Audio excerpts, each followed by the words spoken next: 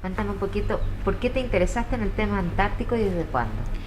Bueno, yo me integré a los congresos en 1999 en Río, así que hace bastante tiempo ya, y junto con Consuelo y con Mauricio, que son los representantes chilenos que comenzaron con la iniciativa de hacer un estudio a fondo de la historia antártica, fuimos de los primeros en integrar ese grupo que después se fue reuniendo secuencialmente en estos encuentros que empezaron en ese momento en un quinto encuentro que hubo como una apertura a todos los historiadores. Ahí fue donde ahí se amplió, digamos, un espectro que hasta ese momento había sido más bien en un estudio más de la diplomacia y toda la parte, digamos, legislativa y de ciencias más duras, ¿no? Que la Antártica.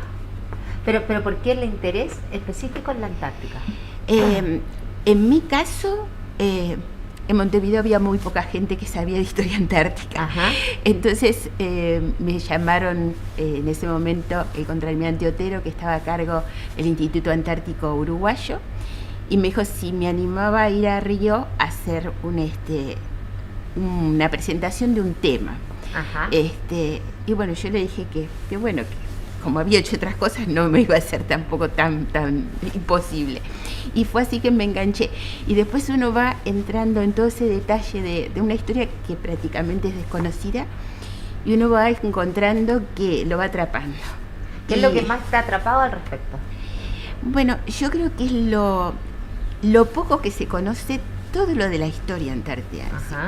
Porque la Antártida para nosotros es una cosa tan lejana como su historia. Entonces, el ir encontrando puntas que uno lo llevan a ver que no es tan lejano y que está mucho más cerca de nosotros, creo que eso se humaniza, se hace más social y se va captando el interés, tanto del profesional que lo hace como de los que lo rodean, ¿verdad?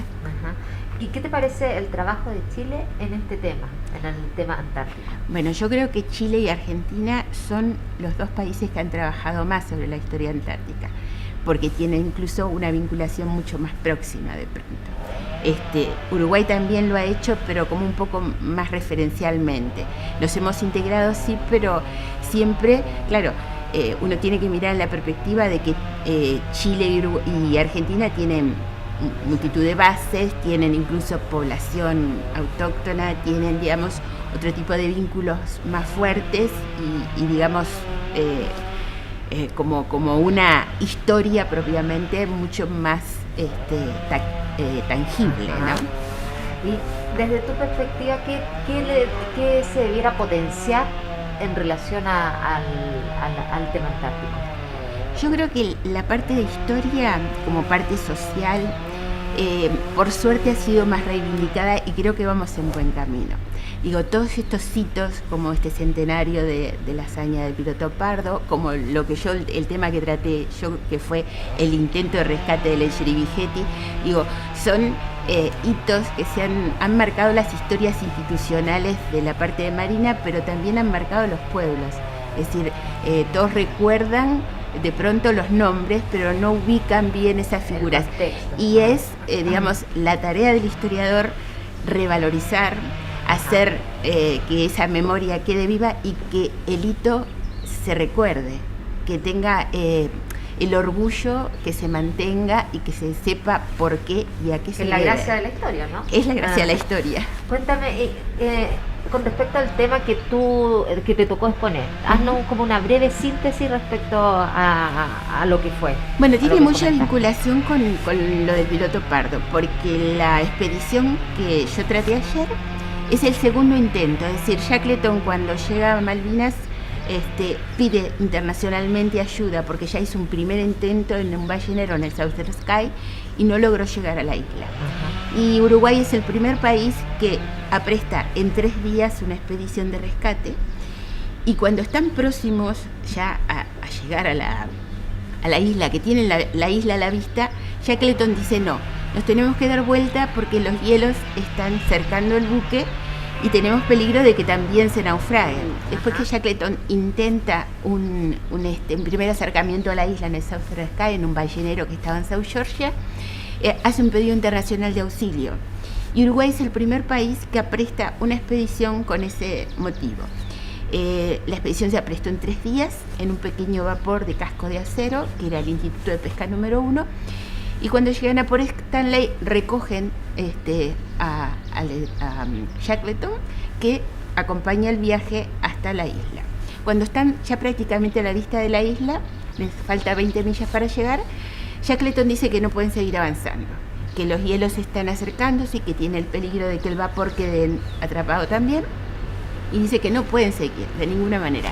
Y el comandante Lecheri Vigetti, que era el teniente que iba a cargo de la expedición uruguaya, le dice que de ninguna manera, que la misión era rescatar a los hombres y que no se van a ir de ahí, ni él ni los oficiales que lo acompañan, porque la misión era esa y ellos tienen que cumplir. Incluso se hace ideas alocadas de llegar a la isla en botes o con esquí o de alguna forma, llegar. Pero llegar, no darse vuelta. Entonces Shackleton dice que de ninguna manera, que él como con la experiencia que tenía, que tienen que dar vuelta.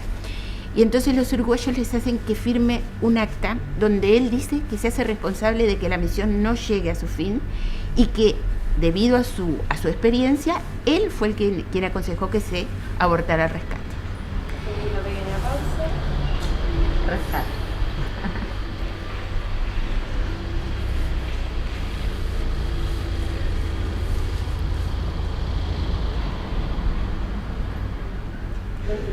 Se deslinda entonces la responsabilidad de los uruguayos, que realmente incluso estaban decididos a seguir de cualquier forma. Tanto es así que, bueno, cuando llegan de nuevo, habiendo visto de que tenían algunas averías en la máquina y todo eso, el Lecheri Vigetti dice que no importa, que él va a hacer los arreglos primarios y se lo pide incluso a los jefes de máquinas de Glasgow, que le arreglan precariamente toda la parte del cigüeñal, que era la avería más importante.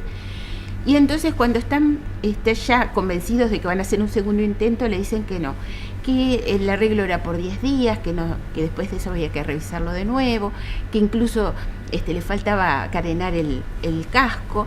Y bueno, Shackleton al final dice, no, de ninguna manera voy a hacer un segundo intento en el Instituto de Pesca y voy a ir a Punta Arenas y hacer una nueva expedición de intento. Y así es que dejan a Lecheri Vigetti con su barco en Port Stanley, y el mismo Lecheri Vigetti, teniendo ya esa idea fija, le pregunta al Comodoro Lewis, que era el que estaba a cargo de Glasgow, ¿qué le parece si él hiciera un intento sin Shackleton? Lo que él da la idea de que evidentemente su idea era llegar y que no importaba si el explorador venía o no venía. Entonces el Comodoro mismo le dice, no es conveniente porque en esta época del año las condiciones climáticas son muy difíciles y bueno, si ya fracasaron una vez, no hay que tentar tampoco hacer un segundo intento que puede tener unas consecuencias más dramáticas. Entonces se desestima y con esa orden se les llama de Montevideo por las autoridades de Marina y se les hace regresar, aun cuando llega y sigue pidiendo que hagan un segundo aprestamiento del buque para volver. Obstinado, como buen vasco, como era su nombre.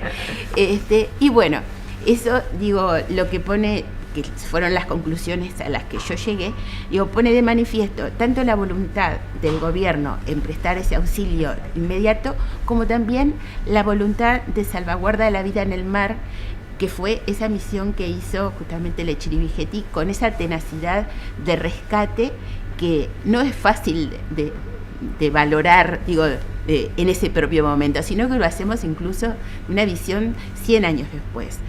Cómo con ese tipo de condiciones tan poco frecuentes para un marino de la época, con todo ese bagaje de responsabilidades, cómo se siguió, persistiendo en que la meta final era el rescate.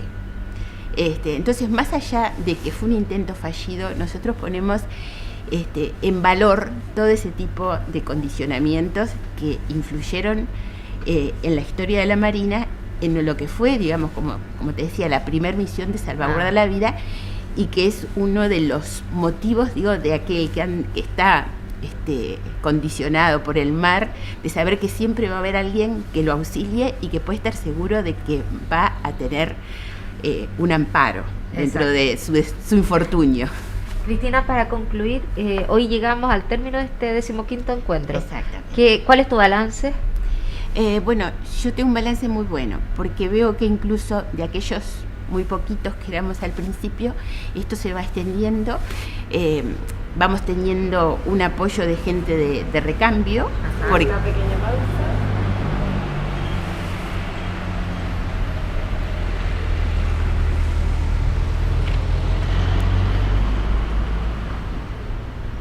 sí, Continuamos. vamos teniendo